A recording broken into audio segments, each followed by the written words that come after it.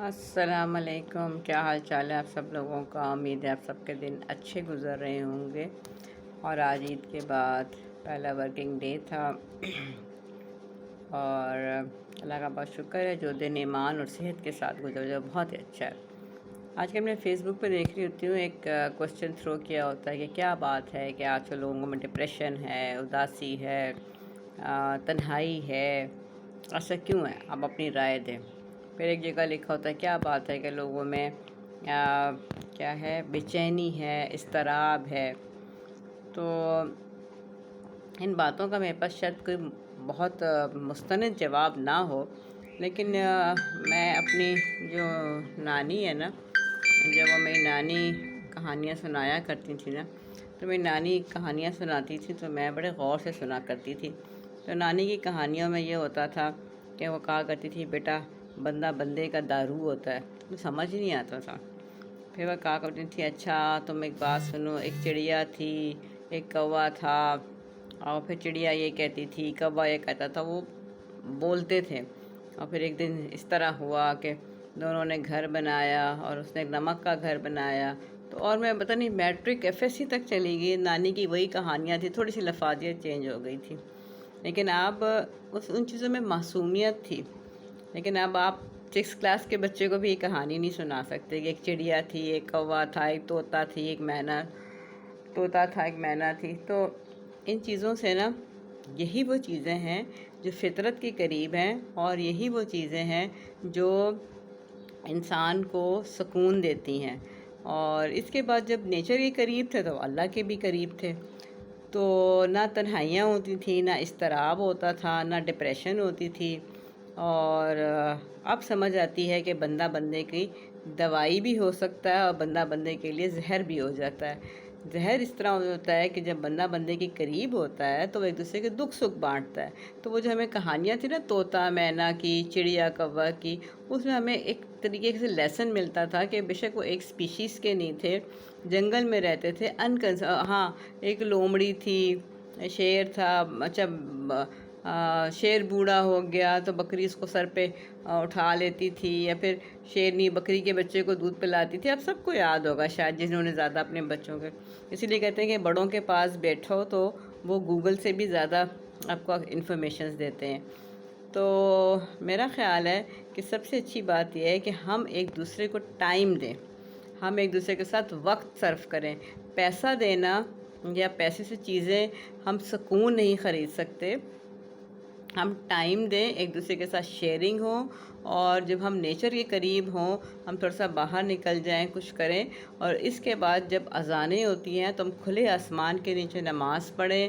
اور ہمیں ایک جو ہے ایج فیکٹرز بھی ہیں، بچے کہتے ہیں ماما گھر میں بند کیا ہوا ہے، اب کمپٹیشن بہت ہے، یہ اللہ پہ ٹرسٹ رکھیں گے، ہمیں جو بننا ہے وہ ہم نے بننا ہے، لیکن ہمیں اللہ حلال رزق دے۔ ہمارے فوکس چینج ہو گئے نا، ہمیں حلال رزق دے، برکت کے رزق دے۔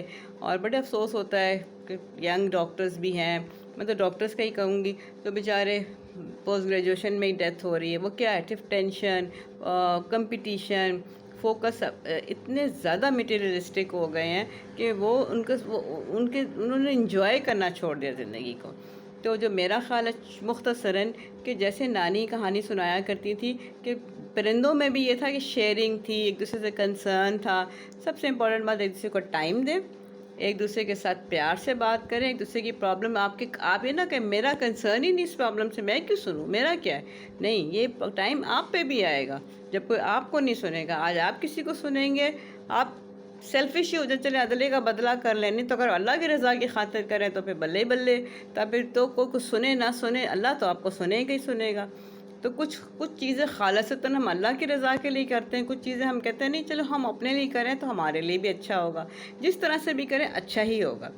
ٹائم دیں ایک دوسرے کو، اور نیچر کے بہت نزدیک رہیں، نیچر کو انجوائے کریں، درخت کو بھی انجوائے کریں، اس کو بھی انجوائے کریں، سب فیملی ممبر بیٹھ کے اکٹھے چائے پی لیں، چاہے جلیبیوں کے ساتھ چائے پی لیں، بہت زیادہ ہائی فائی چائے پینے کی ضرورت نہیں ہے، لیکن کوالٹی آف ٹائم دیں، ہنسیں کھیلیں، دلوں کو صاف ستھرا رکھیں۔ آپ نے دنیا میں سب کچھ چھوڑ کے چلے جانا ہے، اور یہ میں ایسے نہیں کہہ رہی، آپ اپنے بڑوں پہ نظر دوڑائیں، سب نے یہی چھوڑ دیں۔ یہ گاڑیاں آپ کو خوشیاں نہیں دینے لگی، یہ موبائل آپ کو خوشیاں، بلکہ موبائل نے تو آپ کو آئسولیٹ کر دیا ہے، آپ کو رشتوں کی پہچان ہی نہیں رہی۔ ہر بندہ عجیب عجیب گھٹا گھٹا کمروں میں بند، اور 4 لوگ بیٹھے ہیں تو 4 کے 4 لوگ آئسولیٹ، باہر کی دنیا، اب باہر کی دنیا کیسی ہے کچھ نہیں پتہ۔ اور اللہ تعالیٰ سے اپنا کنیکٹڈ رکھیں، یا اللہ میری خوشی، میری غمی، میری زندگی، میری ہر چیز، میری نماز ایسی چیز ہے کہ اللہ تعالیٰ آواز دیتا ہے اب بھاگیں کہ میں نے اللہ سے باتیں کرنی ہیں، ٹھیک ہے؟ تو یہ جواب ہے میرے خیال میں، مستند تو نہیں کہنا چاہیے، جو تھوڑی بہت میری عقل کام کرتے، اللہ کرے سب اس پہ کاربند رہیں، اپنے پڑوسیوں کا خیال رکھیں، کچھ سوئیاں پکائیں، کچھ اچھا سا پکائیں، ان کے گھر جائیں، ان کے حال چال پوچھیں، اس لیے تو تیمارداری میں بڑی اللہ تعالیٰ نے ثواب رکھا ہے۔ تو یہ ساری ہیومن ویلیوز وہ واپس آئیں گی تو ہمارے معاشرے میں خوشیاں ہوں گی، ہمارے نفسیات جو ہے ان کے پاس ان کو دوائیاں لکھنے کو کم ملیں گی، لوگوں کو ڈپریشن کم ہوگی، تنہائی کم ہوگی، اور اچھا لوگوں کو ڈی سینسٹائز کر دیا کہ جو بوڑھے جو لوگ ہوتے ہیں نا، ان کی جگہ ہوتی ہے ان کو جا کے اولڈ ہومز میں چھوڑ دو، تو ایسا نہیں ہے۔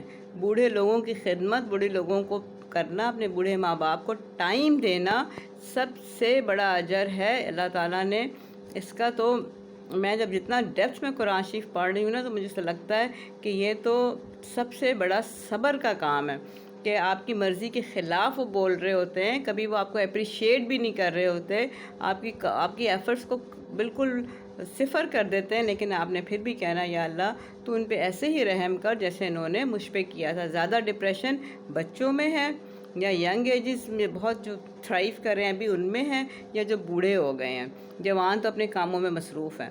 اس بات کو غور کریں، سنیں، اور اللہ تعالیٰ آپ سب کا خیال رکھیں، حامی و ناصر ہو، اپنا خیال رکھیں سب سے زیادہ، پھر اپنے آس پڑوس کا، اپنے پیرنٹس کا، اپنے بچوں کا۔